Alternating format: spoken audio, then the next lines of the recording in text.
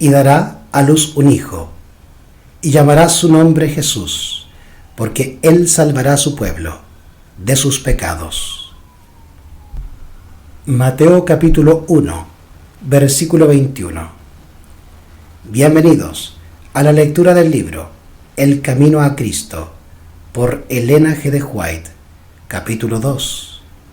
La más urgente necesidad del hombre.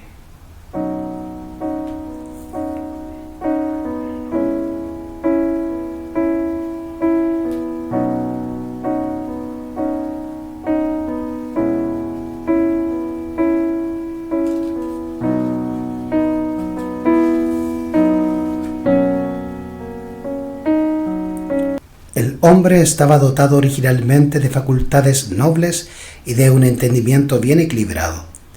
Era perfecto y estaba en armonía con Dios. Sus pensamientos eran puros, sus designios santos, pero por la desobediencia, sus facultades se pervirtieron y el egoísmo reemplazó el amor.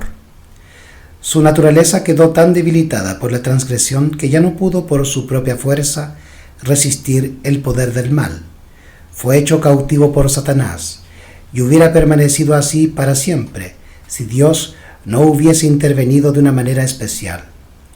El tentador quería desbaratar el propósito que Dios había tenido cuando creó al hombre. Así llenaría la tierra de sufrimiento y desolación, y luego señalaría todo ese mal como resultado de la obra de Dios al crear al hombre. En su estado de inocencia, el hombre gozaba de completa comunión con aquel en quien están escondidos todos los tesoros de la sabiduría y de la ciencia. Colosenses capítulo 2, versículo 3. Pero después de su caída no pudo encontrar gozo en la santidad y procuró ocultarse de la presencia de Dios. Tal es aún la condición del corazón, que no ha sido regenerado. No está en armonía con Dios ni encuentra gozo en la comunión con Él. El pecador no podría ser feliz en la presencia de Dios. Le desagradaría la compañía de los seres santos, y si se le pudiese admitir en el cielo, no hallaría placer allí. El espíritu de amor abnegado que reina allí, donde todo corazón corresponde al corazón del amor infinito, no haría vibrar en su alma cuerda alguna de simpatía. Sus pensamientos, sus intereses inmóviles serían distintos de los que mueven a los moradores celestiales. Sería una nota discordante en la melodía del cielo. Este sería para él un lugar de tortura. Ansiaría esconderse de la presencia de aquel que es su luz y el centro de su gozo.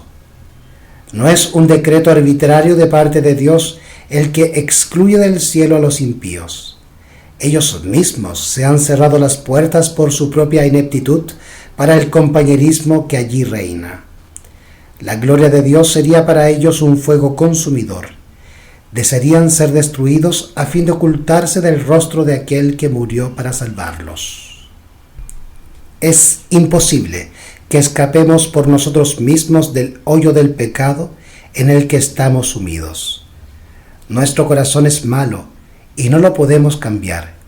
¿Quién podrá sacar cosa limpia de inmunda? Ninguno. Job capítulo 14, versículo 4. El ánimo carnal es enemistad contra Dios, pues no está sujeto a la ley de Dios, ni a la verdad lo puede estar. Romanos capítulo 8, versículo 7. La educación, la cultura, el ejercicio de la voluntad, el esfuerzo humano, todos tienen su propia esfera, pero no tienen poder para salvarnos. Pueden producir una corrección externa de la conducta, pero no pueden cambiar el corazón, no pueden purificar las fuentes de la vida. Debe haber un poder que obre desde el interior, una nueva vida de lo alto, antes que el hombre pueda convertirse del pecado a la santidad. Ese poder es Cristo. Únicamente su gracia puede vivificar las facultades muertas del alma y atraer ésta a Dios, a la santidad.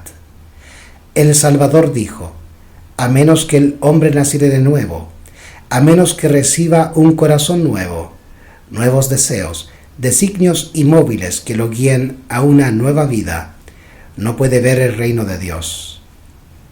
Juan capítulo 3, versículo 3. La idea de que lo único necesario es que se desarrolle lo bueno que existe en el hombre por naturaleza es un engaño fatal.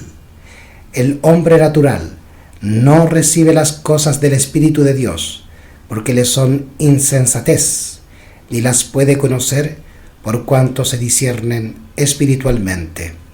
Primera de Corintios capítulo 2 versículo 14. No te maravilles de que te dije, os es necesario nacer de nuevo. Juan capítulo 3 versículo 7. De Cristo está escrito, en él estaba la vida, y la vida era la luz de los hombres. Juan capítulo 1 versículo 4. El único nombre debajo del cielo dado a los hombres, en el cual podamos ser salvos. Hechos capítulo 4 versículo 12. No basta comprender la amante bondad de Dios, ni percibir la benevolencia y ternura paternal de su carácter. No basta discernir la sabiduría y justicia de su ley, ver que está fundada sobre el eterno principio del amor. El apóstol Pablo veía todo esto cuando exclamó, «Consiento en que la ley es buena, la ley es santa, y el mandamiento santo, justo y bueno». Mas en la amargura de su alma agonizante y desesperada añadió, «Soy carnal, vendido bajo el poder del pecado». Romanos capítulo 7, versículos 16, 12 y 14. Ansiaba la pureza, la justicia que no podía alcanzar por sí mismo, y dijo, «Oh hombre infeliz que soy, ¿quién me libertará de este cuerpo de muerte?». Romanos capítulo 7, versículo 24. La misma exclamación ha subido en todas partes y en todo tiempo de corazones cargados. Para todos ellos hay una sola contestación. He aquí el Cordero de Dios, que quita el pecado del mundo. Juan capítulo 1, versículo 29. Muchas son las figuras por las cuales el Espíritu de Dios ha procurado ilustrar esta verdad y hacerla clara para las almas que desean verse libres de la carga de culpabilidad. Cuando Jacob huyó de la casa de su padre, después de haber pecado engañando a Esaú, estaba abrumado por el peso de su culpa. Se sentía solo, abandonado y separado de todo lo que le hacía preciosa la vida.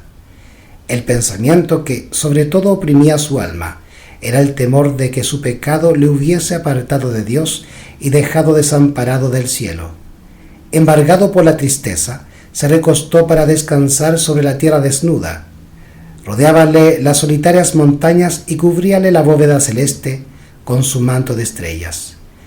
Habiéndose dormido, una luz extraña embargó su visión, y aquí, de la llanura donde estaba acostado, una amplia escalera etérea parecía conducir a lo alto hasta las mismas puertas del cielo, y los ángeles de Dios subían y descendían por ella, mientras que desde la gloria de las alturas se oía que la voz divina pronunciaba un mensaje de consuelo y esperanza.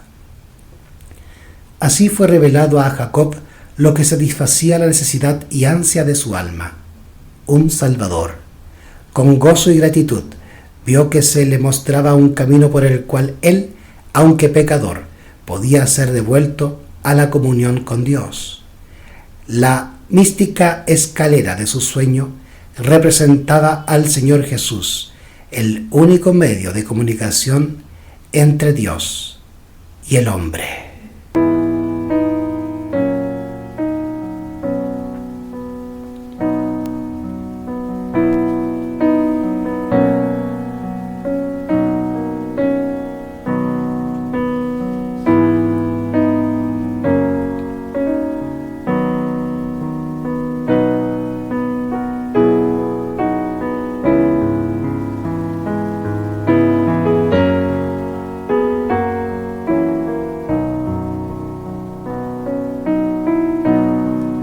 A esta misma figura se refirió Cristo en su conversación con Natanael cuando dijo: veréis abierto el cielo y a los ángeles de Dios subiendo y bajando sobre el Hijo del Hombre.